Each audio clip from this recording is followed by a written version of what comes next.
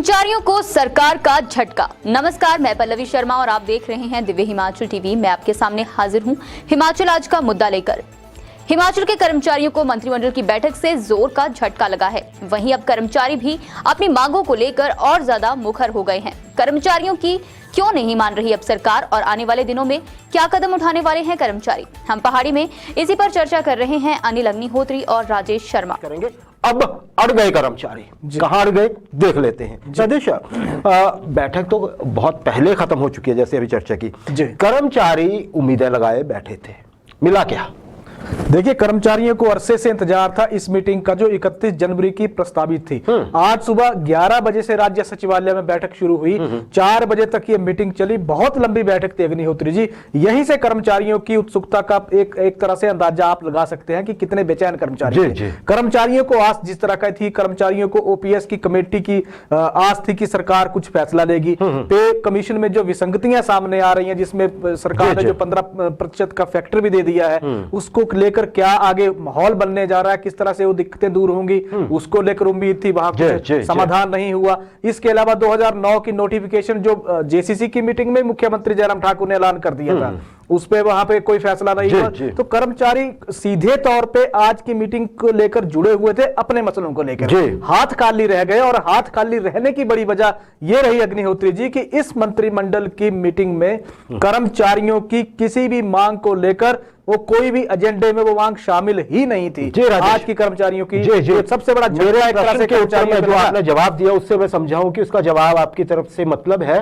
शून्य। कर्मचारियों को शून्य मिला, कुछ हासिल नहीं, कुछ नहीं मिला। राजेश, कम से कम पे कमीशन पे जो एक थर्ड ऑप्शन की बात कही जा रही थी जी, जिसपे मुख्यमंत्री साहब की ओर से भी आया था कि वो कर्मचारियों का अहित नहीं चाहते हैं, बिल्कुल ऑप्शन दी जाएगी जी। कोई चर्चा नहीं हुई, कम से कम ऑप्शन ही दे देते। बिल्कुल कहेंगे आप? बिल्कुल सही है। देखिए, 15% पे तो एक सरकार ने जो सहमति बना दी थी पंजाब पे कमीशन पे कि हम 15% वो वाली आपके लिए वो शर्त भी एक तरह से लागू कर रहे हैं, जो उसमें ऑप्शन सीधे तौर पे है। लेकिन क्योंकि एजेंडे में कोई चीज नहीं थी अग्निहोत्री जी, कोई मांग ही नहीं थी कर्मचारियों की, तो चर्चा किसी पे नहीं हुई। क्योंकि कर्मचारी तो चाह रहे हैं कि आप जो जितना भी गतिरोध चला, चाहे राइडर को लेकर गतिरोध चला हुआ, चाहे इनिशियल पे बैंड को लेकर गतिरोध चला हुआ है, चाहे हायर ग्रेड पे को लेकर गतिरोध चला हुआ है, तमाम तरह के मसले जहां से शुरू हुए थे वो मसले वहीं पे खड़े हो गए हैं। कर्मचारी ये चाह रहे हैं कि सरकार एक झटके में चाहती तो ये चीज खत्म हो सकती थी, लेकिन कर्मचारियों का इंतजार बढ़ाने का मतलब क्या है?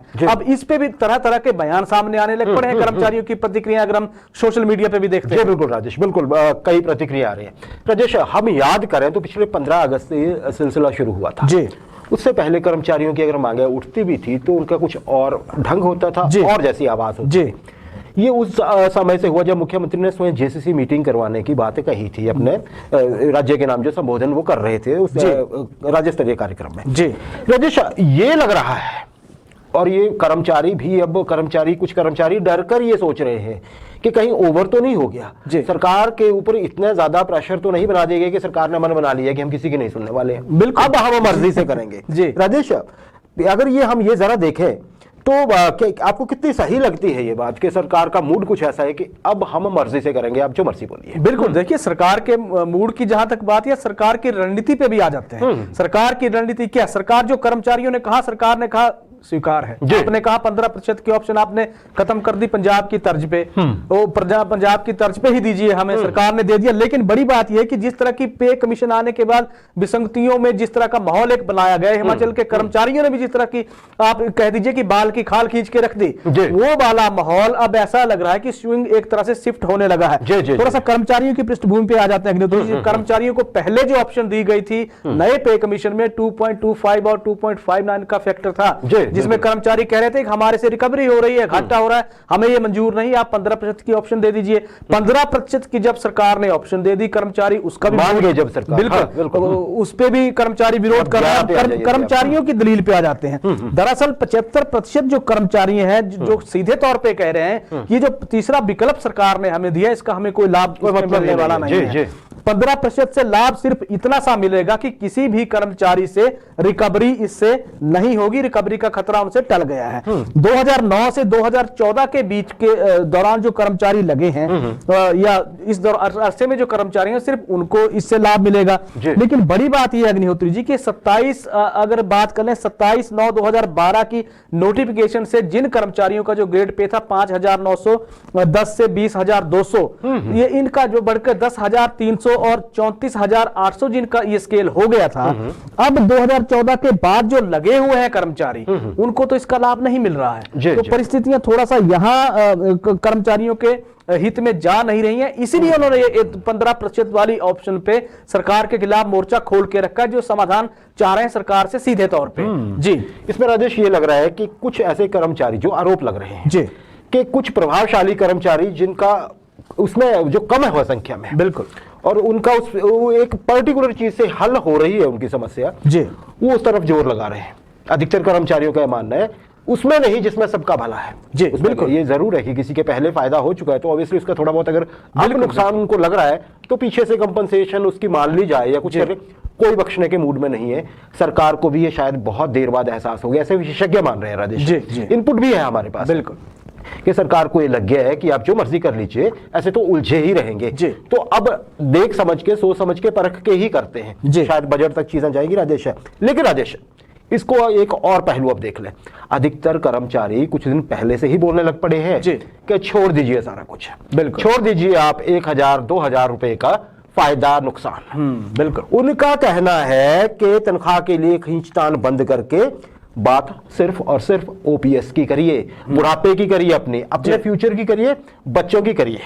क्या कहेंगे आप? OPS only. बिल्कुल सही है। देखिए, कर्मचारियों ने एक तरह के अगर स्टैंड आप क्लियर कर देते हैं तो कर्मचारी सीधे तौर पे कह रहे हैं कि पुरानी पेंशन की बहाली आज के समय में सिर्फ हिमाचल के कर्मचारियों का मुद्दा नहीं है, राष्ट्रीय परिप्रेक्ष्य में हम देखते हैं तो बहुत बड़ा मसला ये एक बन रहा है। कर्मचारियों की ओर से दबाव है, वो केंद्र सरकार पे भी है, राज्य सरकारों पे भी है। उसमें हिमाचल के तमाम कर्मचारी भी आ जाते हैं, 1.25 लाख के करीब कर्मचारी हैं जो सीधे तौर पे सरकार को कह रहे हैं कि आप पे विसंगति, पे कमीशन हमें नहीं चाहिए। उन्होंने तो एरियर के वक्त भी ऑप्शन दे दी थी कि हमें कोई एरियर नहीं चाहिए, कोई कुछ नहीं चाहिए, आप सिर्फ पुरानी पेंशन बहाल कर दीजिए। हिमाचल के कर्मचारियों का सबसे बड़ा ये आज का एजेंडा बन गया।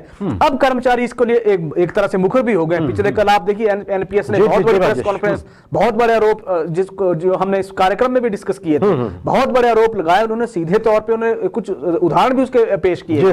अब कर्मचारी ये कह रहे हैं कि सरकार अपने स्टैंड क्लियर करे, स्थिति स्पष्ट करे कि आपने करना क्या है। आप तपोवन में आपने कहा था कि हम कमेटी का गठन करेंगे, बाकायदा नोटिफिकेशन जारी की थी पुरानी पेंशन की बहाली के लिए, उसमें कोई स्टैंड सरकार ने क्लियर किया नहीं है। अभी जो ओपीएस की बहाली दरअसल मांग ही उठ क्यों रही? अग्निहोत्री जी, पिछले कल भी चर्चा हुई थी, उदाहरण दिया जा रहा है विधायकों की पेंशन का, विधायकों की सैलरी का एक उदाहरण दिया जा रहा है। आज एक सोशल मीडिया पे कर्मचारियों ने एक चीज और शेयर कर दी है जो बहुत धड़ल्ले से एक तरह से वायरल हो रही है चीज। उसमें देश के 31 राज्यों के विधायकों की एक तरह से आप देखिए जो प्रतिमा वेतन और भत्ते सरकार उनको देती है, उसका एक आंकड़ा आया है, बड़े चौंकाने वाले फिगर हैं। 31 राज्यों के विधायकों की संख्या है 4,120, पूरे देश के आंकड़े, इसमें हिमाचल भी आ रहा है।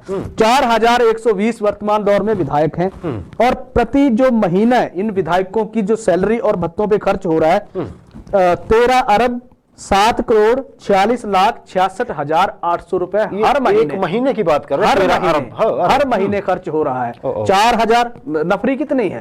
ये कोई लाखों की संख्या में कर्मचारियों की तरह नहीं है। 4,120 ये विधायक हैं। अब साल को अगर हम 5 साल का वेतन इनका कैलकुलेट कर लेते हैं अग्निहोत्री जी, तो आंकड़ा पहुंच जाता है 7 खरब 84 अरब 48 करोड़ रुपए के करीब, ये 48,000 करोड़ के करीब ये आंकड़ा इनका पहुंच रहा है। तो बहुत बड़ा अमाउंट है। कर्मचारी कह रहे हैं कि जब 4,000 लोगों पे इतना कुछ खर्च हो सकता है तो वो कर्मचारी जो 24 घंटे 7 दिन सरकार की नीतियों को, योजनाओं को आम जनता के भले के लिए उन तक पहुंचाते हैं, सेवा प्रदेश की करते हैं, देश की करते हैं, उन कर्मचारियों की पुरानी पेंशन बहाल करने में दिक्कत क्या है?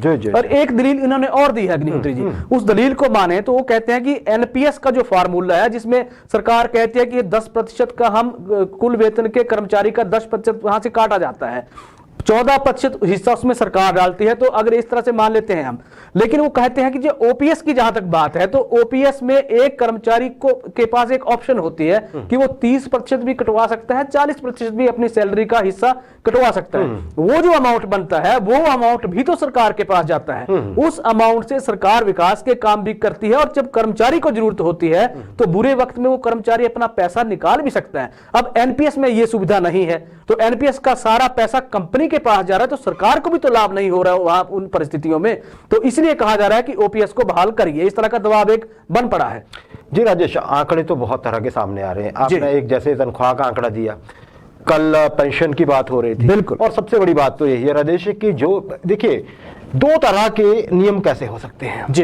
कर्मचारियों ने अब ये मुद्दा पकड़ लिया और सब एक्सपर्ट मानते हैं कि अब नब्ज पकड़ी गई है। बिल्कुल, अब नब्ज पकड़ी गई है। उन लोगों को जिनको वो चुनते हैं वो चुनते ही हकदार हो जाते हैं उम्र भर पेंशन के। अब और वो पुराने राजेश, मैं थोड़ी बात जी, कंप्लीट कर लूं, पेंशन पाने के हकदार हो जाते हैं। कर्मचारी कैसे लगेंगे जी? बहुत ज्यादा मेहनत के बाद, उनका भी एक परिवार है, उनका भी एक फ्यूचर है, वो भी एक अपनी पूरी जिंदगी दे देते हैं 58 साल की उम्र के बाद। बिल्कुल, वो कहां जाएंगे, कहां हाथ फैलाएंगे? और जब ये पहले था, और अगर ये चीज सही नहीं है तो फिर जनप्रतिनिधियों के लिए क्यों सही है ये चीज, और उनके लिए सही है। तो ये अब तो कर्मचारी सीधे बोलने लग पड़े जी, आप 2003 के बाद जितने भी चुने गए सबकी पेंशन बंद कर दीजिए। बिल्कुल, अब हम पहले भी चर्चा कर चुके हैं कि इसमें तो राष्ट्र प्रमुख भी आ जाएंगे और प्रधानमंत्री भी आ जाएंगे उसके बाद वाले जी। तो फिर तो बड़ी दिक्कत होने वाली है जी। तो होगा क्या राजेश, क्या देखते हैं आप, क्या कहना जा रहे थे अभी? बिल्कुल, देखिए पेंशन की आपने बात की, तो एक दिन का कोई विधायक, हिमाचल की बात कर लेते हैं, हिमाचल में अगर एक दिन का भी कोई विधायक बन जाता है तो उसकी पहले दिन के बाद जो पेंशन हो जाएगी 84,200 रुपए, 240 रुपए सीधे तौर पे पेंशन का हकदार वो जनप्रतिनिधि एक तरह से बन जाता है। तो आप 146 पूर्व विधायक हैं हिमाचल में, आप देख लीजिए विधायकों का जिस तरह के आंकड़े सामने आ रहे हैं, चौंकाने वाले हैं। यहां से ये समस्या पैदा हो रही है कि कर्मचारी भी तो सीधे तौर पे कह रहे हैं कि हम भी तो मिनिमम क्वालिफिकेशन पास करके ही सरकारी नौकरी में लगे हैं, तो हमारी दलीलों को, हमारे तर्कों को पुरानी पेंशन की बहाली के लिए लगातार खारिज क्यों किया जा रहा है, ये चीज समझ से परे है। जी राजेश, बिल्कुल बिल्कुल, 3 दिन से हम यही चर्चा किए जा रहे हैं इन मुद्दों के आसपास। राजेश, आपने बात की थी चुनावों की जी। उत्तर प्रदेश में समाजवादी पार्टी के जो आजकल सुप्रीमो मुलायम सिंह यादव तो चलिए अब अस्वस्थ रहते हैं, अखिलेश यादव देख रहे हैं, मुख्यमंत्री पद के उम्मीदवार भी है, जोर शोर से वहां पे कैंपेन भी चला है और योगी जी के साथ बड़ी टक्कर भी हो रही है। बिल्कुल रजनीश, वहां पे समाजवादी पार्टी ने एनपीएस के मुद्दे को, दैट इज एनपीएस कर्मचारियों को ओपीएस देने की जो मांग है उसको मैनिफेस्टो में शामिल कर लिया, बाकायदा प्रेस कॉन्फ्रेंस करके। अब हम जब देख रहे हैं चीजें, तो अगर आप एक वहां के मुद्दे देखेंगे ना उत्तर प्रदेश के चुनावों के मुद्दे के, और उत्तर प्रदेश इतना बड़ा है कि उसकी जनसंख्या जो है वो पाकिस्तान की जनसंख्या से ज्यादा है, वैसे एक देश है अपने आप में वो उत्तर प्रदेश, हाँ वो जो है।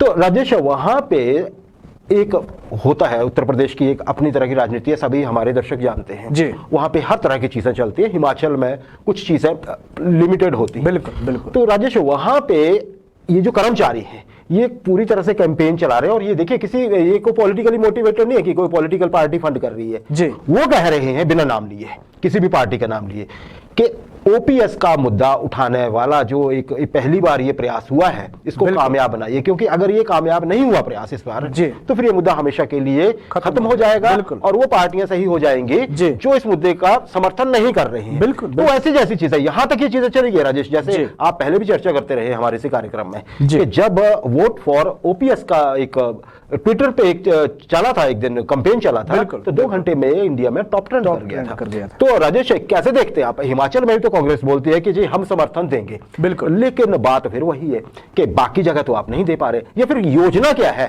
अगर कोई पार्टी ये कहती है कि हम देंगे ओपीएस, हम देंगे, तो बताएं ना वो कैसे देंगे, और वर्तमान सरकार ऐसे नहीं दे पा रही है, हम ऐसा करेंगे इसलिए संभव है, पता तो चले। क्या कहेंगे राजेश? बिल्कुल सही है। देखिए, अगर कांग्रेस का आपने उदाहरण दिया, कांग्रेस की बात कर लेते हैं, कांग्रेस की अगर हम बात कर लेते हैं तो प्रतिबंधी का जब उपचुनाव था संसदीय हल्के का, प्रतिभा सिंह ने या कांग्रेस ने सीधे तौर पे कहा था कि ओपीएस की बहाली का मुद्दा हम लगातार उठाते रहेंगे। उसके बाद आप देखिए कांग्रेस के सारे नेता कूद पड़े जिन्होंने कहा कि हम ओपीएस बहाल कर देंगे, सत्ता में हम आएंगे। लेकिन बड़ी बात यह है कि जिन राज्यों में कांग्रेस की सरकारें हैं, अगर कांग्रेस सच में करना चाहती है तो पहले उन राज्यों में करिए, वहां से दीजिए, वहां से आप एक मैसेज दीजिए कि हम ऐसा करने जा रहे हैं। लोग आप पे तब विश्वास करेंगे जब आप उनके सामने उदाहरण सेट करेंगे। जब तक उदाहरण सामने नहीं होगा तब तक, क्योंकि अब तो आगे सबको पता लग गया है कि ये तो सिर्फ पॉलिटिकल गेम है, इलेक्शन में माइलेज लेने के लिए इस तरह की चीजें चल पड़ती हैं। उत्तर प्रदेश की आपने बात की, समाजवादी पार्टी ने एजेंडे में शामिल कर रखी है, लेकिन वही समाजवादी पार्टी है, जब पिछले आप सरकार इनकी थी, समाजवादी पार्टी की सरकार थी पिछले दौर में,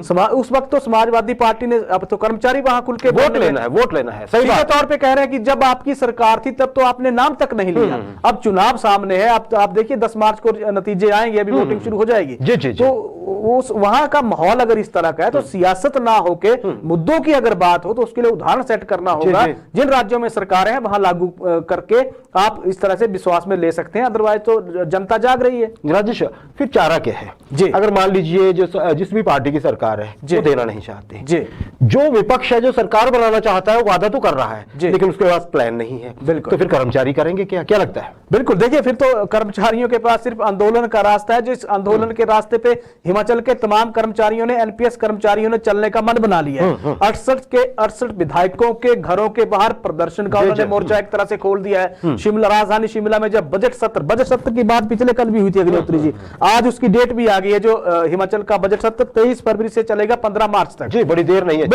4 मार्च को शायद बजट आ ही जाएगा। जी बिल्कुल, 4 मार्च को बजट है हिमाचल का। तो 15 मार्च तक जब ये चलेगा तो इस दौरान उन्होंने कहा कि हम शिमला में बहुत बड़ा प्रदर्शन करने जा रहे हैं, जिसमें 1 लाख तक प्रदेश भर के कर्मचारी होंगे। पूरा शिमला शहर बहुत बड़ा एक प्रदर्शन होगा, जाम करके रख दिया जाएगा। सरकार ने अगर हमारी मांग को गंभीरता से नहीं लिया फिर तो आंदोलनों और संघर्षों का यह सिलसिला कभी थमेगा नहीं। तो अगर सरकारों ने इस तरह से एड्रेस समस्याओं को नहीं किया। जी राजेश, बिल्कुल सही बात है। और सबसे बड़ी बात तो एक है कि कर्मचारी भी समझ रहे हैं कि ऐसा नहीं है कि एक पार्टी बोल देगी तो हो जाएगा, और बिल्कुल कर्मचारी समझ रहे हैं शायद, तभी उन्होंने कहा है कि हम पक्ष के विधायकों से भी मिलेंगे और विपक्ष के भी, बिल्कुल, और जो आवाज नहीं उठाएगा उसका घेराव करेंगे। अब देखते हैं, हमारी तो यही दुआ है कि देखिए परिस्थितियां ऐसी बन जाए कि ये मसला हल हो जाए, बिल्कुल, है ना जी। सबसे बड़ी बात यही है कि और डबल इंजन सरकार है जयराम ठाकुर साहब की हिमाचल में, क्या पता मिशन रिपीट के मूड में आके सरकार कुछ भी कर सकती है जी, है ना जी। उम्मीद तो कभी नहीं छोड़नी चाहिए कर्मचारियों को, बाकी तो चीजें अनफोल्ड हो ही रही है।